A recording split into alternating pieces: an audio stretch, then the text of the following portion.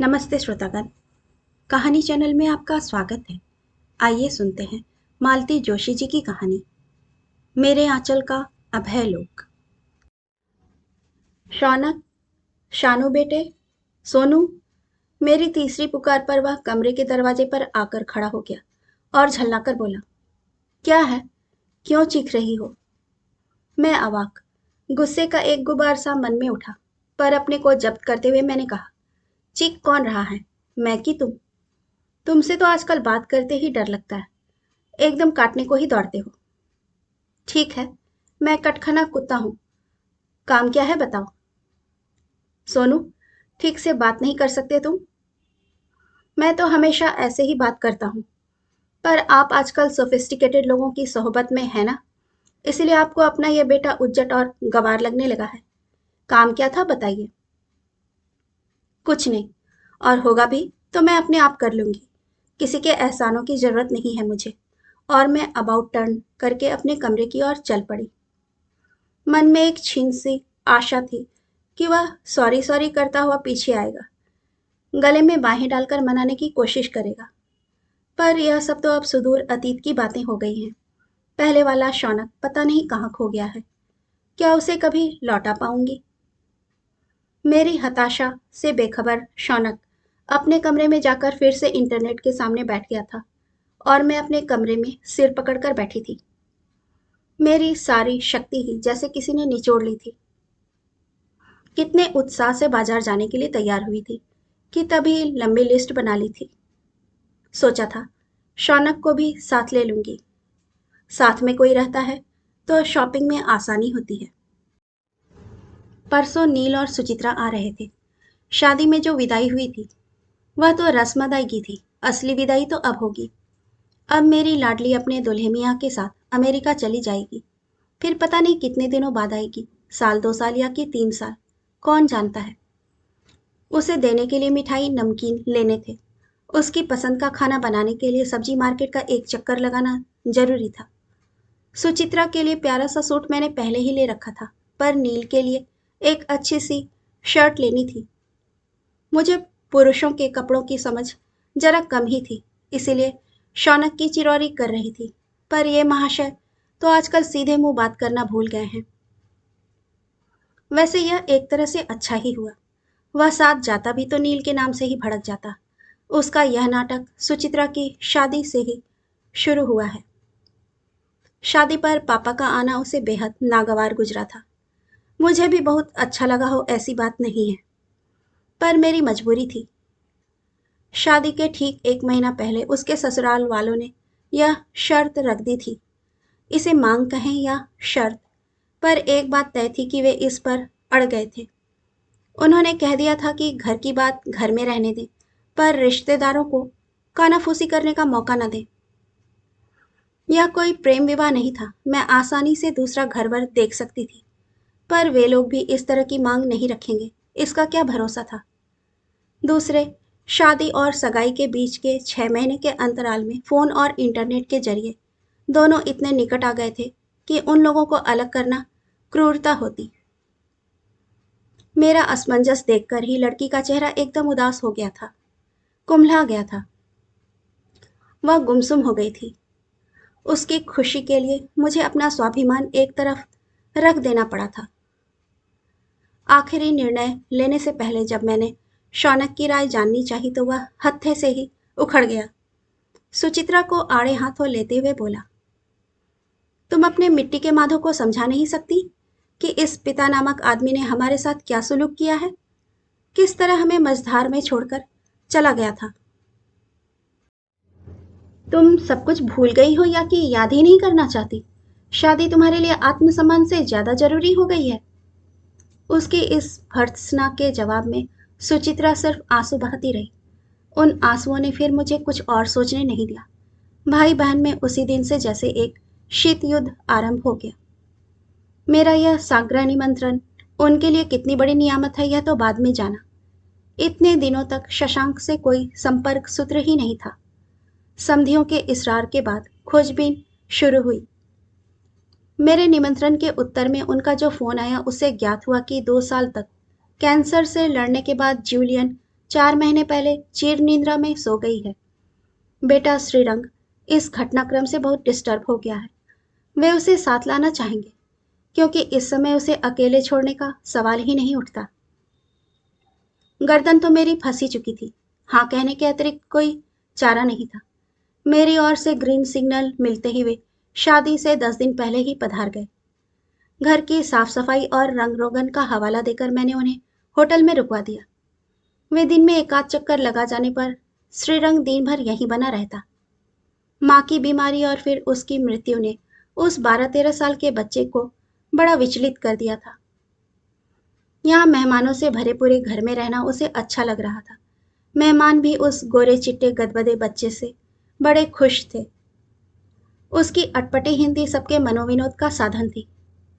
सुचित्रा से तो उसकी बहुत ही अच्छी पटरी बैठ गई थी। दिन भर उसके आसपास मंडराता रहता, सारी रस्मों को बड़े गौर से देखता। सुचित्रा की विदाई के बाद उसने मेरा पल्ला पकड़ लिया।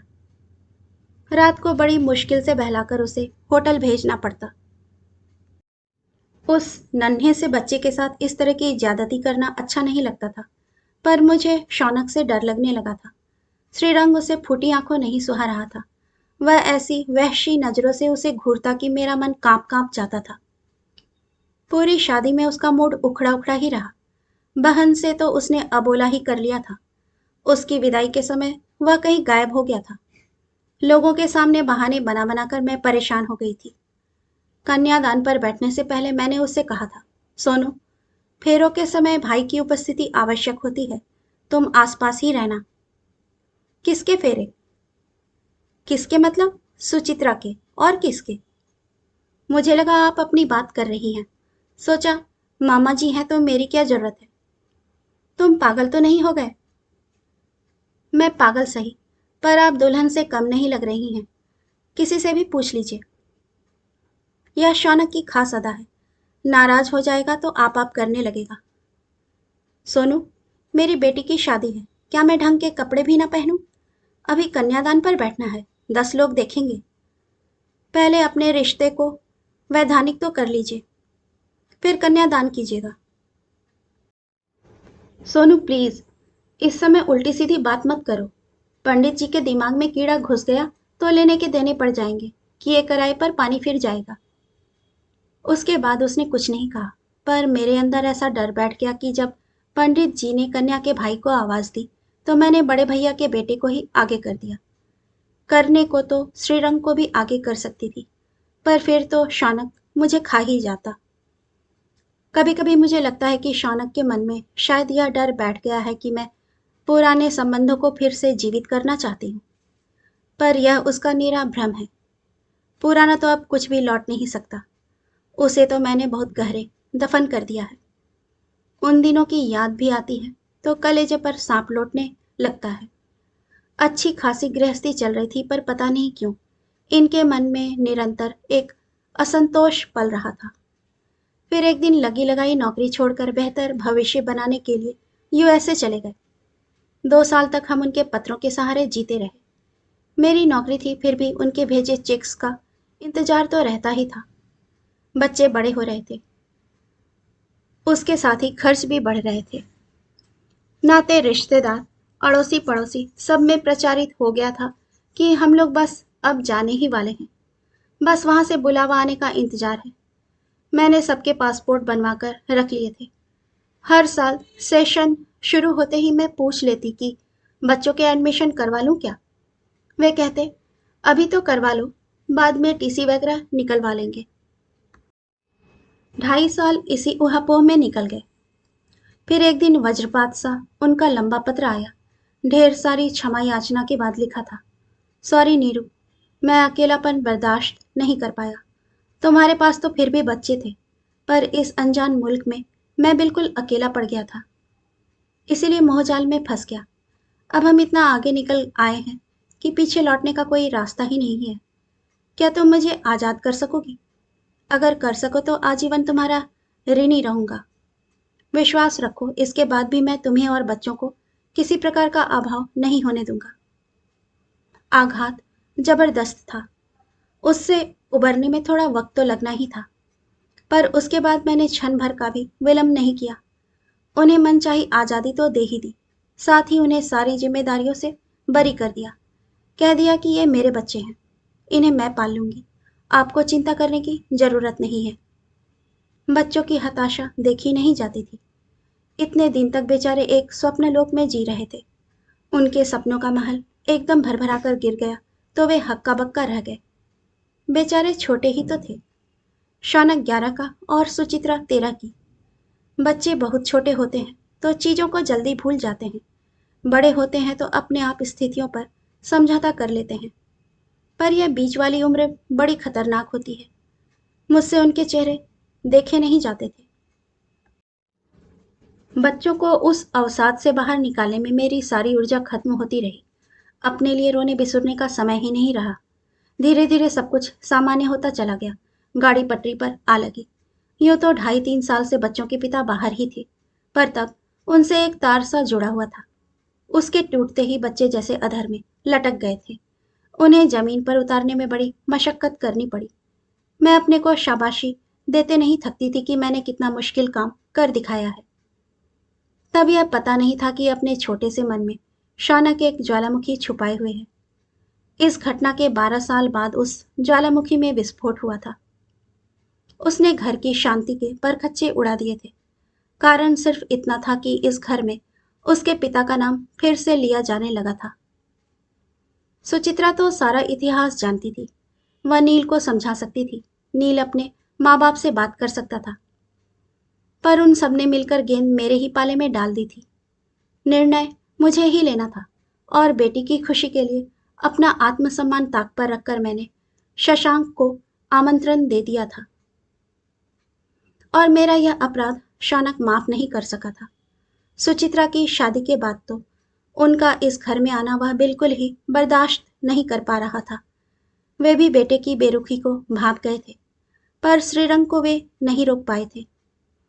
आखिर मैंने ही कहा, अभी आपकी 8-10 दिन की छुट्टी बाकी है, बेटे को भारत दर्शन करवा दीजिए, पता नहीं फिर कब आना हो। मेरा मंतव्य वे समझ गए थे और दिल्ली आगरा घुमाने चले गए थे। 2-3 दिन घर में शांति थी कि सुचित्रा के आगमन की सूचना मिली। फिर वही सब। उस दिन शौनक सुबह से ही निकल गया। उसका मूड देखकर मैंने रोकने की भी चेष्टा नहीं की। सारा काम निपटा कर मैं ही उन्हें एयरपोर्ट लेने चली गई। उन्हें चाय नाश्ता करवाकर मैं रसोई में चली आई। काफी कुछ तैयारी करके गई थी, पर फिर भी कुछ तो रह ही जाता है। मैं रसोई में आई तो मेरे पीछे पीछे सुचित्रा भी चली आई। मैंने कहा, बेटा, बाहर नील अकेले बैठे हैं, अच्छा नहीं लगता, तुम उनके पास जाओ। वह मेरे कंधे से झूलते हुए बोली, अकेले हैं तो क्या हुआ मम्मी, टीवी देख सकते हैं, पेपर पढ़ सकते हैं, इसके बाद तो उन्हीं के साथ रहना है ना। पर आज के बाद तुम कहाँ मिलोगी। कहते कहते वह रो पड़ी। मेरे भी आंसू निकल आए। उन भावुक क्षणों में भी एक पुरानी बात याद आ गई। मेरी नई नई शादी हुई थी। किसी त्योहार पर अपनी ससुराल गई हुई थी। एक दिन अम्मा जी की पुरानी महाराजिन मिलने आ गई। अम्मा जी ने मेरे हाथ से उन्हें एक साड़ी दिलवाई और पैर छूने के लिए कहा। महाराजिन ने 10 का एक मुड़ा तुड़ा नोट मेरी मुंह दिखाई में दिया और मेरे रंग रूप की भूरी भूरी प्रशंसा की। फिर वे मुझसे मेरे घर परिवार के बारे में पूछने लगी। जब उन्हें पता चला कि हम 3 बहनें ही हैं, कोई भाई नहीं है, तो बोली, क्या भाभी जी, इतने अच्छे रिश्ते आ रहे थे, आपको यहीं हाँ करनी थी। मैं और अम्मा जी दोनों सन्न रह गए। आखिर अम्मा जी ने पूछ ही लिया, क्यों, इस रिश्ते में क्या खराबी है। बहू के भाई जो नहीं है, बताओ, कल को हमारा बबुआ ससुराल जाएगा तो किसके पास बैठेगा। महाराजिन का वह अपना ग्रामीण तर्क था, पर मुझे बहुत बुरा लगा था। पर आज अनायास ही वह प्रसंग याद हो आया। इस घर में तो बेटा भी है, फिर भी दामाद अकेले बैठे हैं। खाना लगाते समय सुचित्रा जिद ही पकड़ गई कि मम्मी गरम वरम का चक्कर छोड़ो, हम लोग साथ ही खाना खाएंगे। थाली पर बैठते हुए नील ने कहा, हम लोग शौनक का इंतजार नहीं करेंगे क्या। अरे उसका कोई भरोसा नहीं है, पता नहीं कब आए, फिर तुम लोगों का आराम नहीं हो पाएगा। लगता है शौनक बाबू हमसे सख्त नाराज है। मैंने सुचित्रा की ओर देखा।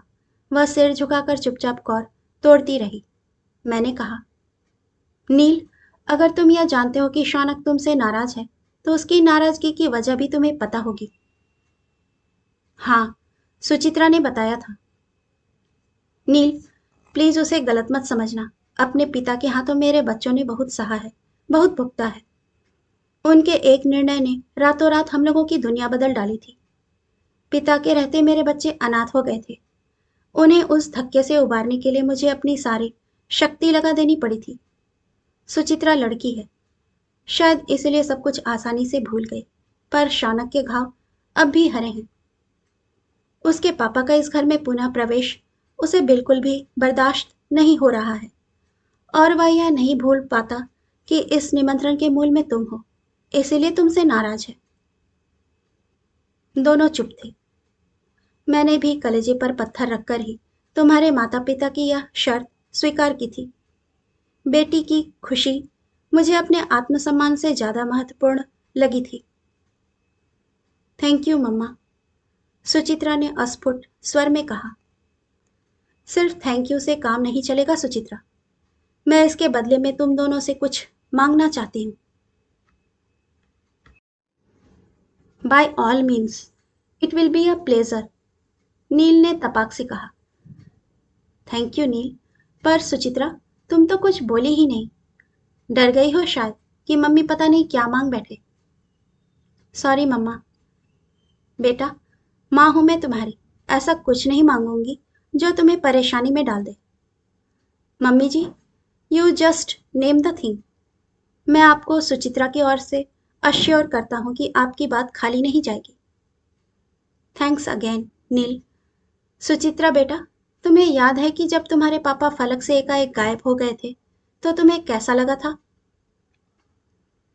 प्लीज मम्मी, उन दिनों की याद भी मत दिलाओ। मैं उन्हें हमेशा के लिए भूल जाना चाहती हूँ। वक्त आ गया है बेटा, जब तुम उस दुर्दिन को हमेशा के लिए भूल जाओगी। तुम्हारे सामने नई दुनिया के दरवाजे खुल रहे हैं। नील जैसा संवेदनशील साथी तुम्हारे साथ है। तुम्हें अब किसी बात की चिंता करने की जरूरत नहीं है। मैं बस तुम्हें एक जिम्मेदारी सौंपना चाहती हूँ। सोनू की? नहीं, श्रीरंग की। श्रीरंग की? दोनों ने एक साथ कहा। हाँ बेटा, वह लड़का भी इस समय उसी उम्र से, उसी नाजुक दौर से गुजर रहा है। उसका सूखा चेहरा देखकर मुझे तुम लोगों के उस दौर की याद आ जाती है। मेरा बस चलता तो मैं उसे अपने पास रख लेती, लेकिन हिम्मत नहीं कर पा रही हूँ। एक बेटे के लिए मैं दूसरे को खोना नहीं चाहती। समझ रही हो ना? मैं उसे अपने पास रख लूं? ना बेटा, तुम्हारी नई नवेली गृहस्थी में वह बच्चा कहाँ फिट होगा।